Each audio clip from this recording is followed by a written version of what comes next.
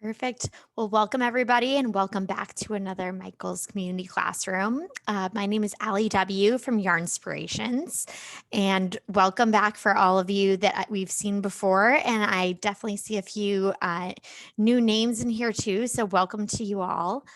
We have a great class today with Ron Strong, and it's rookie yarn mistakes and what to do to fix them. So we're really going to work through any of your yarn struggles that you're having, or those classic mistakes that everybody has when they're starting out. Just as a reminder, for any questions that you might have about topics that we can cover today, or if you need any help with something, please feel free to drop them in the chat and we'll get to as many as we can throughout today's class. Outside of that, I think we're ready to kick things off. Yay. Hi guys, I'm Ron Strong and I'm super excited to be joining you. It's my first class with Michael's and Your Inspirations, and I couldn't be more excited to talk about one of my favorite topics in the whole world, which is crochet. Like, we all love crochet, right? So I kind of geek out when it comes to crochet in general, but specifically crochet stitches. So today we're going to focus on 6 specific kind of mistakes that I see a lot of people making, and not just how to fix them, but how to avoid making them from the start, because nobody likes making mistakes. We all make them, but nobody likes making them. So I'm going to show you just some of my tried and true techniques that I've discovered over the years. I've been crocheting for a really long time, 26 years now. So I started when I was just 8 years old, and I taught myself how to crochet, and I've been doing it ever since. And now it's my job and I love it, and it's so much fun. So I hope you're as excited as I am. The very first thing that we're going to do is talk about the anatomy of crochet and kind of what a crochet stitch is. So I have my overhead camera here. We're going to focus on that for the majority of the class. This is just a simple swatch of half double crochet. You guys have probably all seen it, and you've probably all made a swatch like this before. But what I really want to talk about is the individual stitches. So the thing about crochet is that, unlike other yarn crafts, it's not necessarily dependent on all of its neighbors, right? Every single crochet stitch is independent of the other crochet stitches. I always kind of say that they're like little soldiers that are standing next to one another. Together, they make a wonderful unit. But if we miss one, if we mess something up, it's very obvious and it's very difficult to fix without having to rip out. So almost always you have to rip out, you have to go back down, and that's kind of the only way to get things done, right? So when we're looking at any crochet swatch, we have the right side and the wrong side. Now, when you're working a flat piece of crochet, just like this, the right side is really whatever side the pattern says is the right side. Designers get to just make that decision for you. But a really great, easy way, this isn't one of the tips I was going to share, but it came up, so we're going to talk about it. So see this foundation chain here, and see how it looks. You got like a little nice braided edge. That braided edge, if it's facing you, means that you're on the right side for the most part. If you flip it over and you look at the back, you can see that it looks different, right? It's the opposite of what we just looked at. That lets me know that this is the wrong side. This is called reading your crochet. Another way of knowing whether or not you're on the right side or the wrong side is by looking at that very first row of stitches.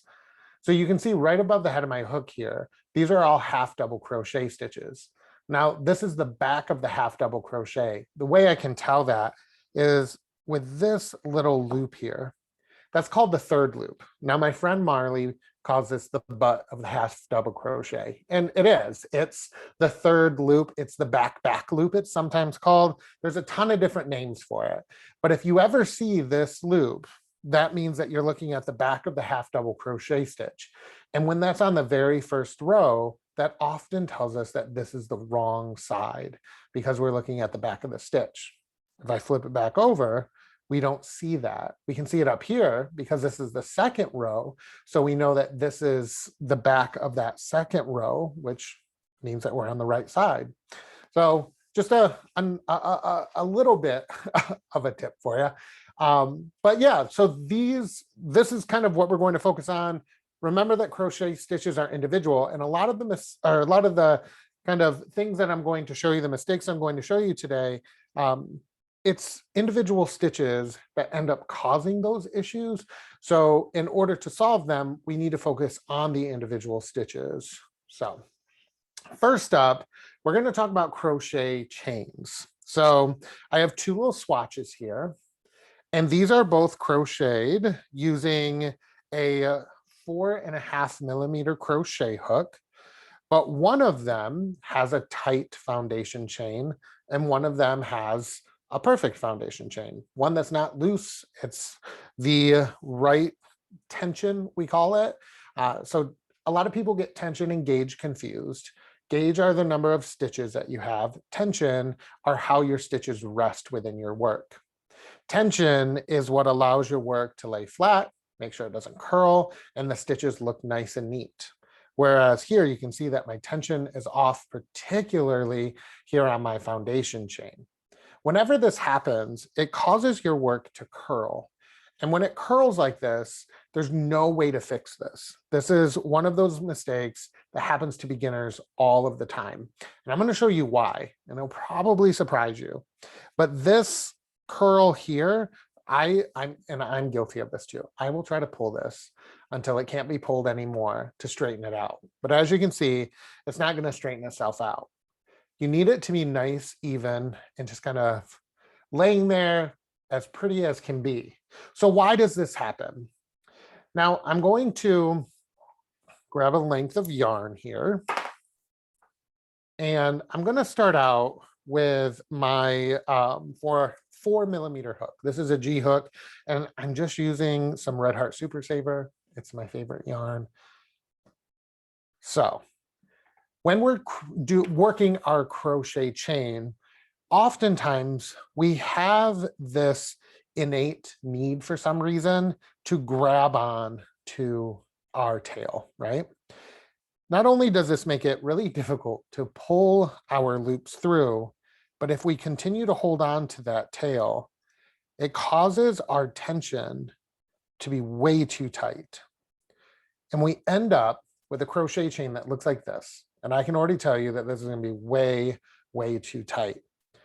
By pulling down, and with my left hand here, because I'm right-handed, when I'm pulling down with my left hand, I'm actually creating a tension point on the loop that's on my hook. And so your hook tapers towards the end, right? And as you continue to pull down, you can see that that loop gets really small towards the head of my hook.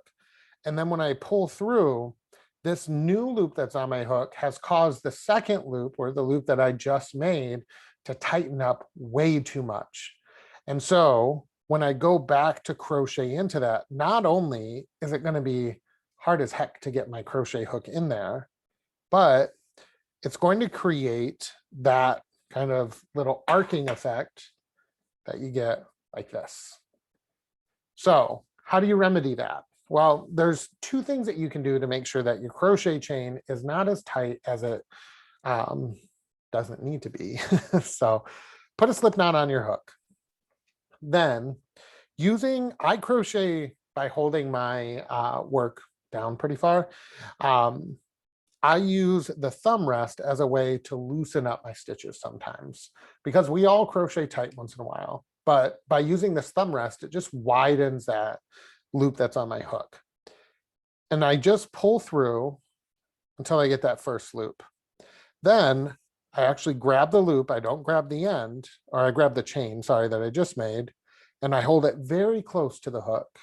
And then I just pull through. And I work very loosely, and I work nice and slow. Because the faster that you try to work, the more likely you are that your loops are going to end up too tight. And see how I let that loop kind of come all the way down and rest on that thumb rest? That just makes sure that it's nice and large. And you can already see how we can see the difference in the chain, and you can see right through that chain and those holes. That means that this chain is going to be nice and loose. But if you're like, Ron, I'm still having issues, I don't understand, the chain is still coming out tight and I'm still doing it this way, that probably means that you're just a tight chainer. Now, people that chain tightly often have trouble with things like crochet lace or their foundation chains because those chains don't stretch. So crochet has the ability to only stretch one way, and that's vertically. So crochet are not stitches, they're knots. We're just making a series of knots. So when you stretch it, and it stretches vertically, see how I have all that stretch there? But horizontally, it doesn't have as much stretch. And that's because these knots will tighten up. It's just like tying a shoe. If we pull it horizontally, they're going to tighten up. Vertically, they stay nice and loose and limber. So you might just be a tight chainer. That's totally fine. The way that you can, have a little bit of a workaround is to go up a hook size or 4 or 5 hook sizes. So here I'm crocheting with a 4mm, this is a USG hook. To make this foundation chain, I'm actually going to go all the way up to a J or a 6mm. So I'm increasing my hook size by 2 full millimeters. That seems like a lot, right? But here's why. I'm going to go ahead and crochet just 11 stitches. So there's 3, 4, 5, 6, 7, 8, 9, 10, and 11. I'm going to leave a nice loop and remove my hook. Now I'm going to grab my G hook and put it in that loop. Now I'm just going to work single crochet into each of these stitches. Now see how loose that chain is compared to the last 2 that I've made? That's going to really allow me to make sure that my work doesn't have that little arc. So I'm going to go into each stitch and I'm just going to work some single crochets because we all know and love single crochets.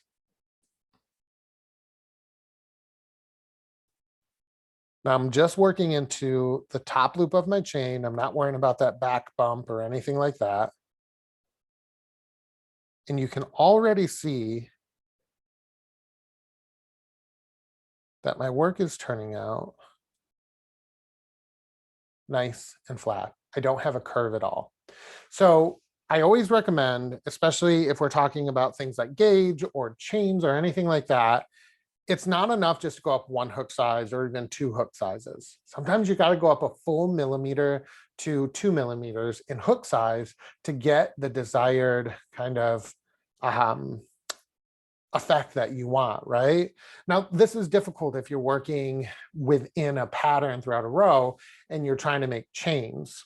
So let's say that your chains are really tight and, whoops, using the wrong hook size there. So this is just a swatch of half double crochet, which I've been working on. But let's say I wanted to switch and do filet crochet. We all know what that looks like, right? It's a double crochet into chain 1. Then you skip the next stitch and you double crochet into the next stitch. And this is just one method. There's a couple ways of doing it, but what it does is it creates these little boxes. It's kind of a great way of creating heirloom Afghans that have photos and things in them. So what happens if you're a tight chainer and you want to make filet crochet, but you know that you're going to make your chain too tight and it's going to cause this box to kind of turn into a triangle or a trapezoid? How do you fix that? Well, instead of chaining 1, just add an extra chain in there. Now that you're not going to count this towards your total stitches. The only reason you're doing it is to make sure that it opens up. Now I know I'm a tight chainer, right? So look at the chain here in this box. See how those 2 double crochets are leaning towards one another right above this stitch I skipped? But when I chain 2, it creates a nice even square, that box right there. So that's kind of what I'm talking about. You can add those chains in. There's no crochet police. Nobody's going to come and get you. All you got to do is just add some chains in there. By doing that, you're just going to open up your work and you're going to make yourself a lot happier. Now this gets complicated if you're trying to do crochet lace and you're working in a chain spaces and all of that. But the more proficient you become as a crocheter, the more crochet lace you do and the more times you run into these chains, chances are your work is going to loosen up a little bit. If you're like me and you've been crocheting forever and you don't loosen up because you're stressed out all the time, because that's just life, this happens, you just throw those extra chains in there and you just don't factor them into that final stitch count. All right, so let's kind of shift gears again and talk a little bit more about our foundation chain. So foundation chains are great, but what happens if you have a large number? So if you know me and you know my designs, you know I love to make Afghans, and those often require hundreds of crochet stitches to begin. So how do I keep track of those? Well, my biggest, easiest, and quickest tip is by using stitch markers. So one of the biggest mistakes that we make when we're first starting to crochet is we lose track of our stitches, and then we don't know how to count our stitches. And honestly, I lose count every once in a while because nobody has time to remember where the 224th stitch is. So how do you remedy that? How do you fix it? Well, I put stitch markers in every 10 stitches. Now, if I'm doing like 200 or 300 stitches, I'll do it every 20 stitches or every 25 stitches. By putting those in, I can visually look at this and say, all right, I'm at 20 here, and I have 1, 2, 3, 4, 5, 6. So I've chained 26. Instead of having to count every stitch from here all the way down, I make sure that I have all 26 stitches. I'm good to go. I'm not stressed out about how many stitches I have. So that's just a really quick tip. These stitch markers are amazing. I buy way too many of them because I lose them all the time. These are just split ring stitch markers. If you've never used these before, or if you're a newer crocheter, split ring stitch markers are what we use to ensure that we can easily slip them through the stitches to mark those stitches. Typical stitch markers don't have an opening. That's why these are called split ring, because there's a split. These are the clothespin style. They also have, I have my little case here. They also have some that look like this. These are little circular ones that you can just kind of loop through. And then they also have these ones, which again are like little baby clothespins. These are like jewelry hardware, but any of those will work. I have my little sock ones too, but we're not going to talk about those. Those are my favorite stitch markers. All right, so that's how you're going to keep track of your stitches. If you're just wanting to, mark them as, you're working, and yeah, you'll be good to go. So what happens if you're doing that, you're still losing track, you're not sure what you want to do? Well, foundation stitches are your answer. So foundation crochet stitches are magical stitches. I have a whole little swatch here of them. I love these things because even when we use a larger hook to create our crochet chain, we are still limited by the fact that crochet chains have a very limited horizontal stretch. So can't really stretch that. And unfortunately, if you're making something like a garment and this chain were the neckline, it's not going to stretch a whole lot. My head's not going to fit through something like that. So what do? Well, you use foundation stitches. Foundation single, double, half double, and triple crochet stitches are amazing. This is what they look like.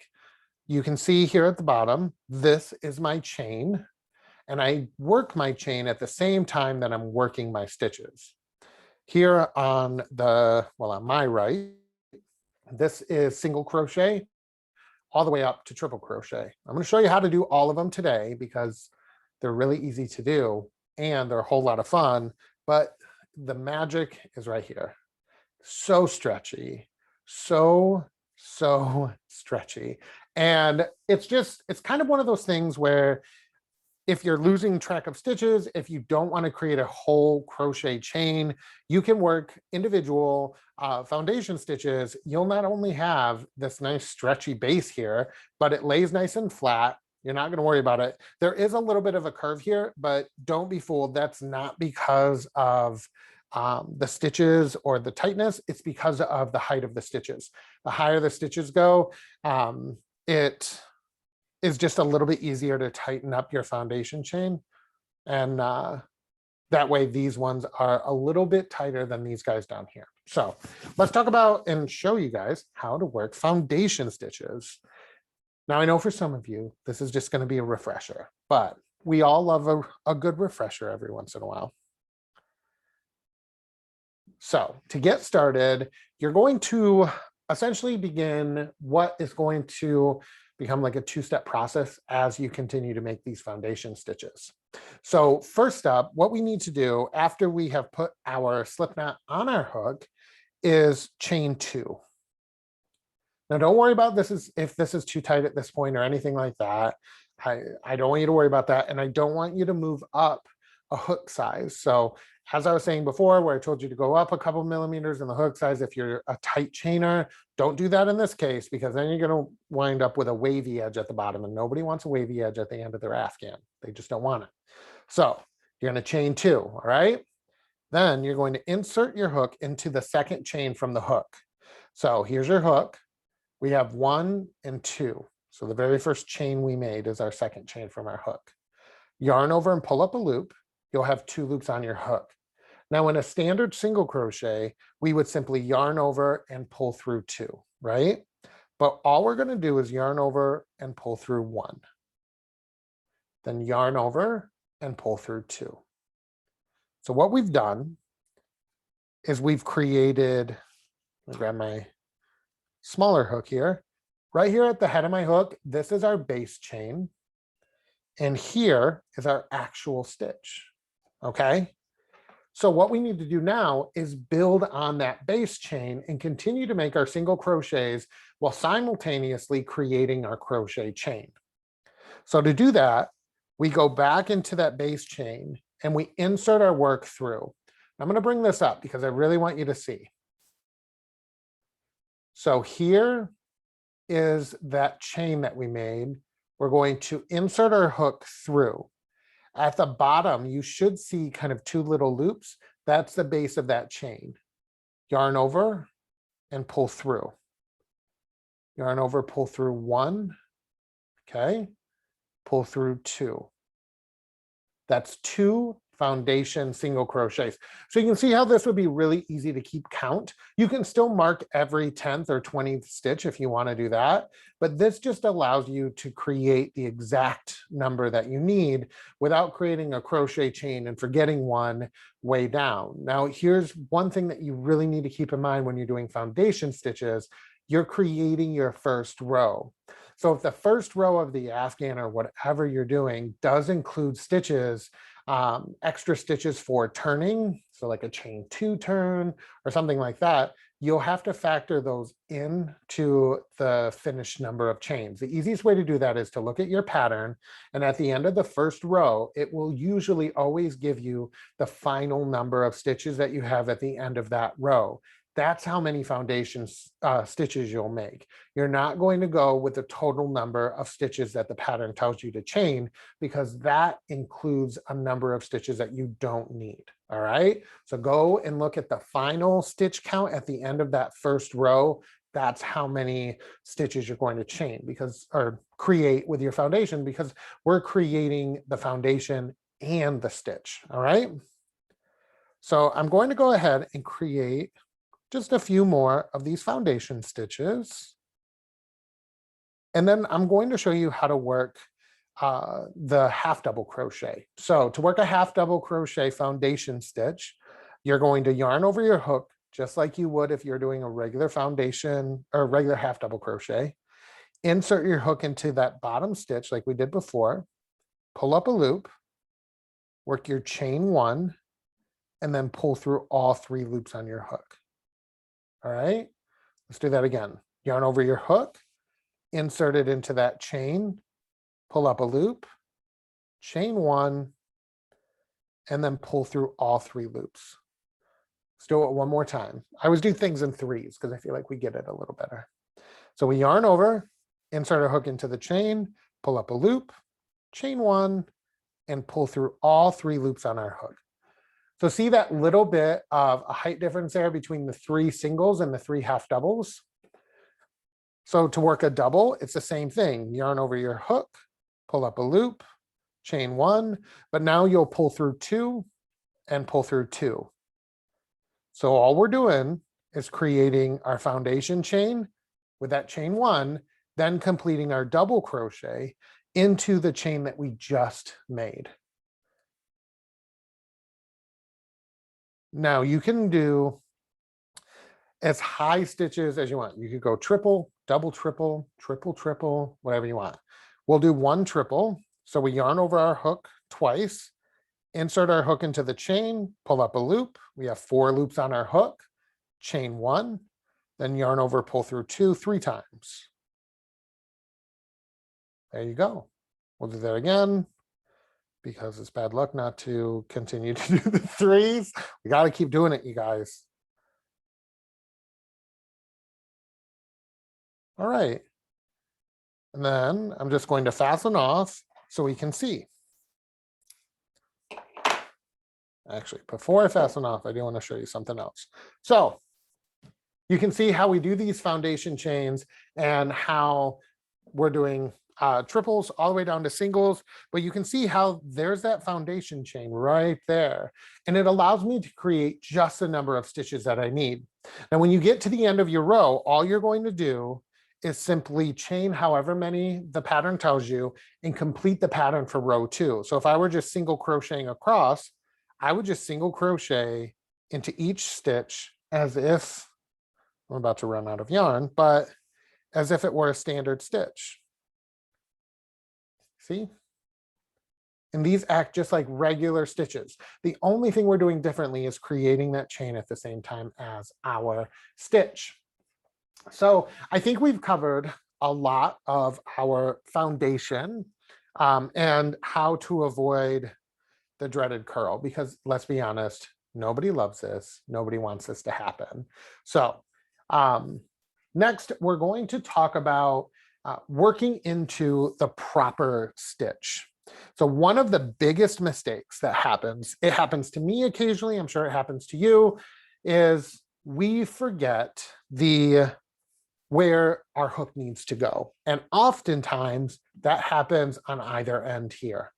So how do we keep ourselves from losing stitches? Well, it's an easy fix. It's a stitch marker. And I learned this a long time ago. I still employ it to this day because there are times where I'm working on a complicated pattern. I'm not sure where my hook needs to go, especially if I'm doing things like a chain 3 at the beginning of my row. So here I'm going to do a chain 3, which counts as my first double crochet. I need to not work a double crochet into my very first stitch because that's what that chain 3 counts as. But I do need to work a double crochet in the next stitch. Now it's really easy when you're crocheting back to assume that this is my last stitch. But your crochet hook is always going to go into the stitch that's just to the right. So what I mean by that is, here's my double crochet. The loop that I insert my hook into for this stitch is going to be just to the right. It's right above my hook. So see how that's right there? I'll show you down here too. Here, if we're looking at the right side, here's this stitch, and the loop that corresponds to this stitch is just here to the right. Now, when I'm working on the wrong side, of course, it goes to the left because we're looking at mirror images, right? So it's going to shift to the left. But for the marking purposes, here's my first stitch, stitch to the right, there's my chain 3. I need to actually put my marker in the top of this chain 3, not into that first stitch.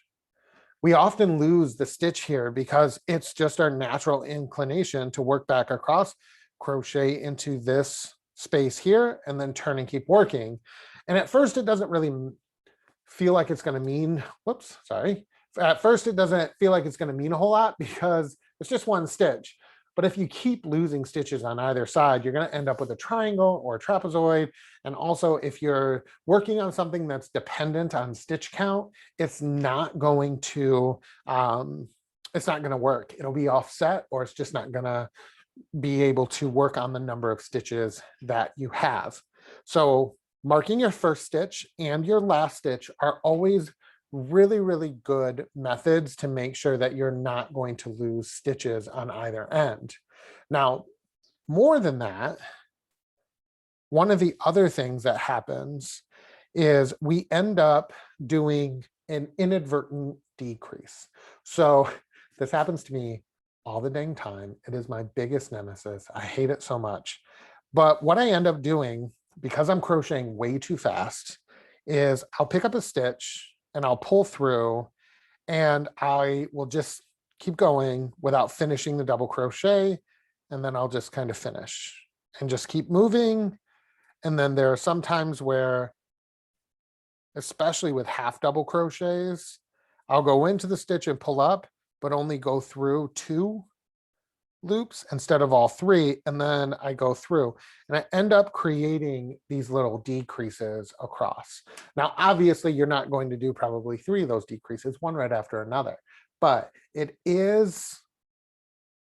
does happen occasionally. And if you see that happening, you have to rip out, fix it, because if you try to just incorporate a stitch later on, it'll do one of 2 things. If you don't incorporate the stitch in the exact place that you created the decrease, then you're going to create a little bit of wonkiness that can result in puckers in your finished crochet piece. But also, if you're doing something that's dependent on stitch count, unfortunately, you're going to end up with it just not turning out. It's not going to look, it's not going to look how you want it to look, basically. So what ends up, what I would recommend to fix this mistake is just count your stitches after every row. And I hear your collective groan through the monitor, but listen, I love making really complicated crochet pieces, but I still have to count my rows and the stitches that are in my row every single time, because if I don't, I know I'm going to mess up. It happens all the dang time. I was crocheting my own pattern 2 days ago, messed it up, and it turned into like a bowl instead of a flat round piece. It happens. And so it was because I didn't count my stitches. I didn't make sure that I had 24, I had 21. Doesn't seem like 3 stitches are going to make a huge difference, but really did. And I ended up having to start the whole thing over again because I messed up those 3 stitches. So that's another thing to keep in mind when you're working across and you're missing stitches. The other thing is to make sure that you're working through both loops unless otherwise stated in the pattern. So whenever we're looking at a crochet stitch, if you look at the very top, you see these little V's, right? Now, every crochet stitch is going to have a back loop and a front loop.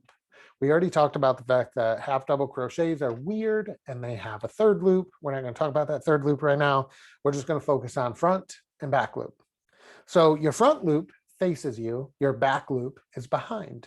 So this is my back loop and this is my front loop. Now, depending on what you're working on, your back loop, if you just crochet into the back loop, you'll end up with a horizontal line that is a little bit more pronounced depending on the stitch you're using. If you're working just in your front loop, you'll end up with that line, but instead of being on the right side, it'll flip to the wrong side. So it's always important that unless your pattern states otherwise, you always work through both loops on your hook. So by working through both loops, going through the full breadth of the stitch, you create a stitch that looks uniform both on the right side and on the wrong side, which is what you want. Now, sometimes patterns will tell you only work through the back loop, only work through the front loop. Listen to the designer in that case. But inadvertently, it does happen to us that we think that, well, I can't find the loop, I'm only working here, that kind of thing. All right, so we have covered, we've covered a lot, let me tell you. But next, we're going to, the last 2 things that I really want to focus on before we switch over to some questions from you guys is how to count our stitches and gauge. because gauge is one of the most important things, and I harp on it all the dang time.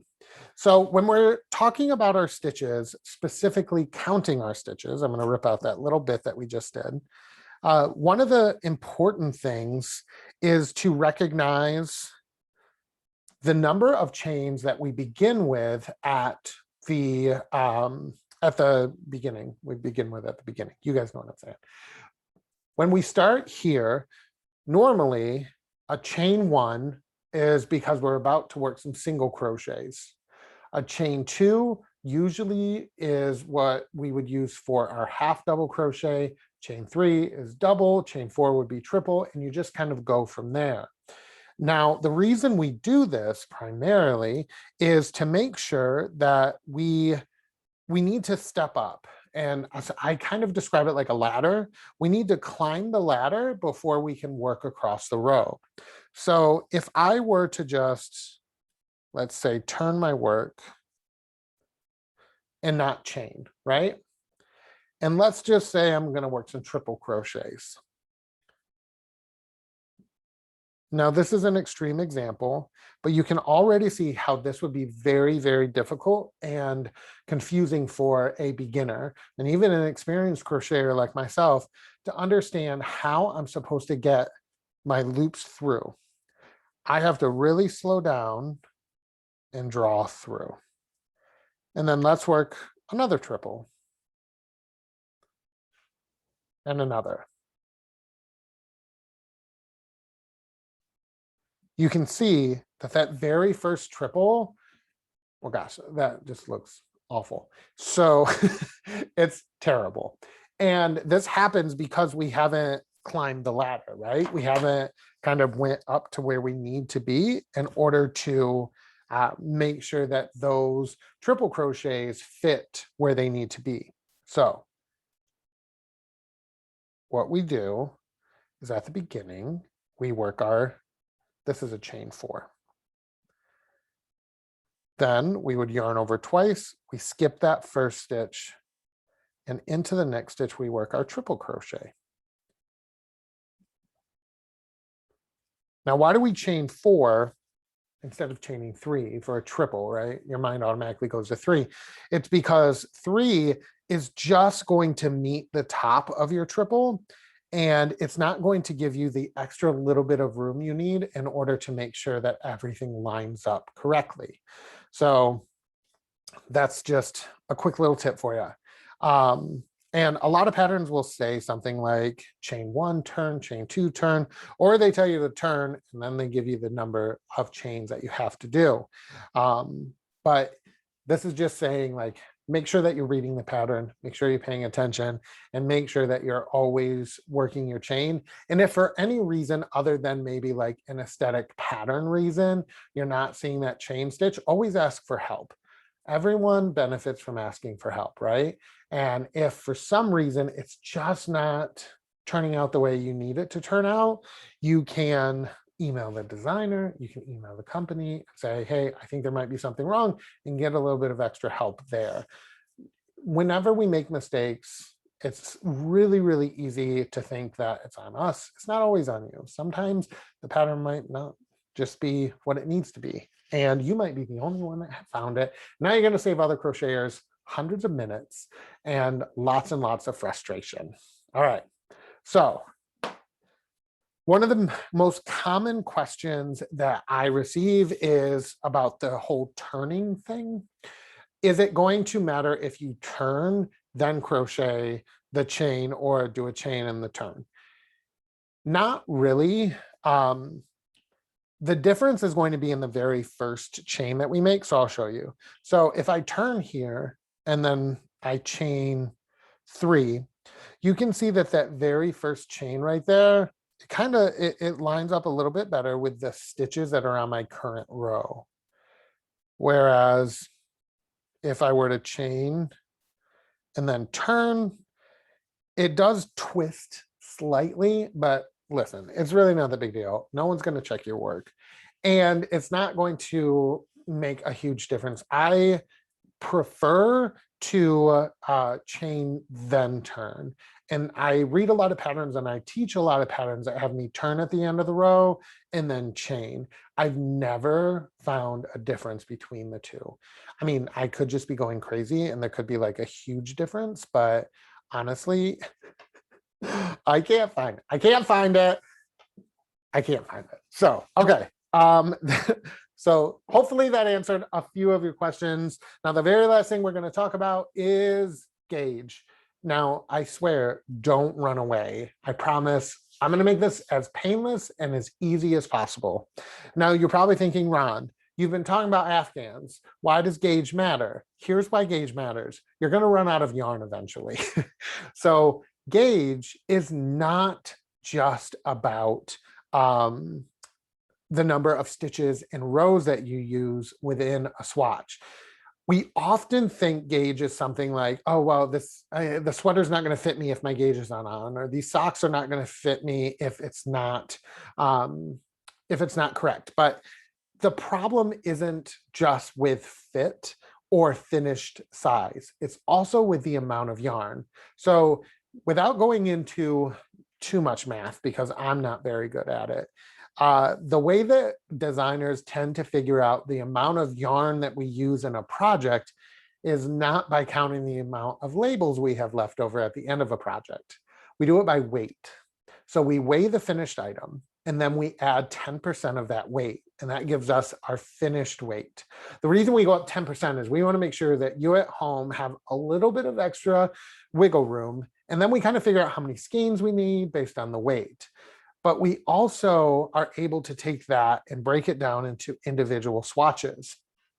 So if I create, let's say, an Afghan out of Red Heart Super Saver, and I know that it's going to take 4¼ balls of that in order to create the finished item. But unfortunately, my gauge is way tight, and it's so tight. The piece is turning out a lot smaller than I think, but I'm just going to keep going. Well, I'm going to end up using a lot more yarn for something that's a lot smaller than I would if I had gauge. Now, if I'm crocheting too loosely, I won't need as much yarn. That is not an excuse to crochet loosely. That's just saying that, unfortunately, sometimes when we crochet loosely, we end up with a pattern that doesn't look exactly how we want. It's not going to fit, but also it's not going to use as much yarn. Yarn is very important. Every designer that I know that I'm friends with is very aware of the fact that you guys are spending your hard-earned money on yarn. And so it's really important that we make sure that you're getting the right amount. And one of the ways that you can save money and make sure that all of your crochet projects turn out exactly how you want them to turn out is with gauge. All right. So let's talk about how to measure gauge real fast, and then we'll get to some of your questions. So this is the swatch that we've been working on, and this is a little ruler that I have. This is from my sewing kit that I've had for way too long. Gauge is usually measured over 4 inches, right? So the way that we do that is we lay it on top of our swatch, and we always lay it at the beginning of a stitch. Now, here's what I do. I always go in between stitches. So you can see there's 2 stitches right here. I'm going to go in between and put the beginning of my ruler there, and I'm going to run it across. And luckily, it looks like I'm going to end right before a stitch or kind of in the middle. So we're going to factor that in. But it looks like I'm at 1, 2, 3, 4, 5, 6, 7, 8, 9, 10, 11. So this would be about 11.5 stitches per 4 inches. Now, this is the exact reason why we do not measure gauge over 1 to 2 inches. Because if I just did it over 2 inches, I would have 6 stitches per 2 inches or 3 stitches an inch. But because stitches tend to shift and move as we crochet, I'm now at 11.25. That's a lot different than 12, especially if you're making a blanket or you're making a sweater where there are hundreds of stitches involved, because that 3/4 of a stitch that I think I need that I don't have can really make a huge difference. So that's how you measure your stitches. Now, how do you measure your rows? Well, you just turn it sideways and you count the number of rows you have. So I have 1, 2, 3, 4, 5, 6, 7, 8, 9. So it looks like I have about, without factoring in that foundation chain, because we don't want to count that in, normally I would make this a little bit longer and go for a center measurement, but it looks like we have about 9 rows of half double crochet per 4 inches. So that gives me a really good kind of estimate about where I am and whether or not I need to go up or down a hook size. One of the things to keep in mind is that your rows are typically always going to be a smaller number than your stitches. Stitches, you're always going to have more stitches than you do rows, especially in crochet, because our stitches are tall, right? So it just makes sense that we would have less rows than we would stitches, because our crochet work is usually always going to be a little bit taller than it is wide. So, all right. I think I've talked a whole lot, and I hope that you guys have gotten a few little tips and tricks. Do we have any questions, Allie? Let me see. I'm going to scroll back up to make sure that I didn't miss any. But please feel free if you have any questions or things you want covered. Yes. We will try and get to as many as we can. Absolutely. I am roasting in my studio, so please, like, it is 900 degrees in North Carolina today. I do think that there were a number of people who were like, phew, it doesn't matter if you turn then chain or chain then turn. Yes. It I'm doesn't glad really. that we're all in agreement. Yeah. Nobody. I don't think it matters. Maybe someone can teach me why it would, but I don't think it does. Tina wants to know, so when you turn, do you turn like a page in a book?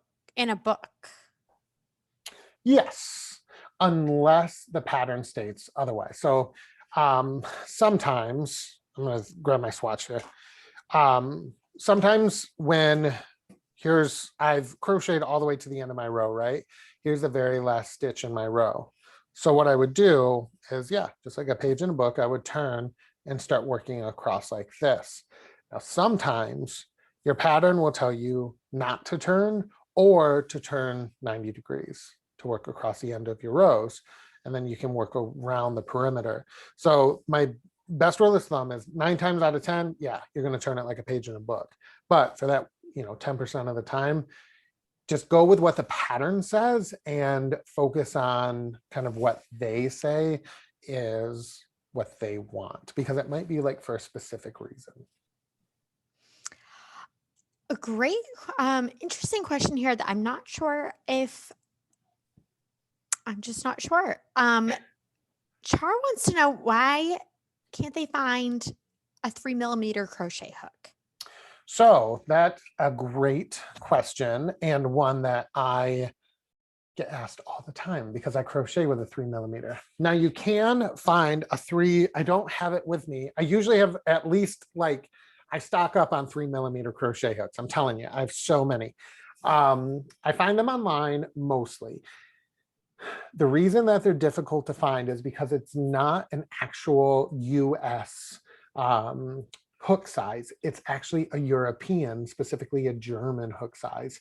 And so a 3mm crochet hook is actually quite popular overseas. And so unfortunately, it's hard to find. You mostly find them online. You'll sometimes find them in the craft stores. It can be a little bit difficult. But here's the thing. You can do one of two things. Sometimes steel crochet hooks will go up to, I believe it's 2.85 millimeters, which is really, really close. Once you get to the point of like 2.75 millimeter, 3mm, 2.85 millimeter, we're talking like, I mean, these are negligible amounts, and it's not really going to make that much of a difference. I've done a bunch of tests before. I get 6 stitches per inch, whether I'm working with a 3.5mm or a 3mm. So the difference is the thickness of the actual crochet piece. So if I'm making crochet socks, which is typically what I use a 3mm for, I want to use a 3mm because it's going to create a denser fabric. Where if I'm creating like a garment or anything like that, 3.5mm is fine because I'm still getting the 6 stitches per inch that I need, but it's not as dense. So hopefully that answers your question. I told you guys, I'm like a weird crochet geek and I know like so much random information. Perfect. I'm just scrolling back up to see if there's any questions that we missed.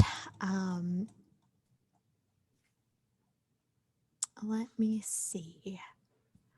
Do you find that every pattern shows the number of stitches at the end of the row? Not always. So one of the most difficult things that we run into as designers is that it's not easy to count stitches sometimes, right? So especially if you're working on a mandala. So every crocheter I know loves mandalas and they're beautiful. But when you get to those last few rows, we're talking about hundreds, sometimes thousands of stitches. And it's not as easy to count thousands of stitches for you at home or for us.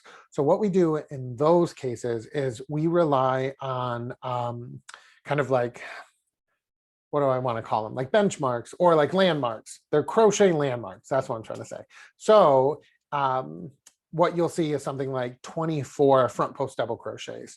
And it'll just make sure that you have all 24 because we don't really care about the fact that there are 6 chains in between, you know, but what we do care about is that there's 24 because those are, we're going to rely on those for the next few rounds. So you're not always going to see them. That doesn't mean it's a bad pattern. That doesn't mean that it's not a pattern you should try. It just means that if you're nervous about losing stitches, then maybe you're not ready to go to that level of pattern yet, and you should try something a little bit more easy.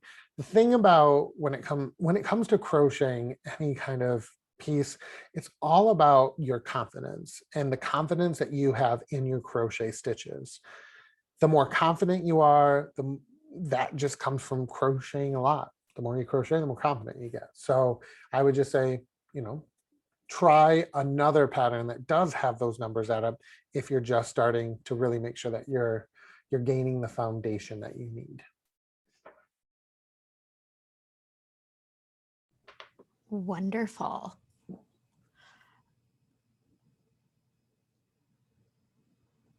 Donna had a question here. Is one of the main reasons that you have to figure out gauge is to determine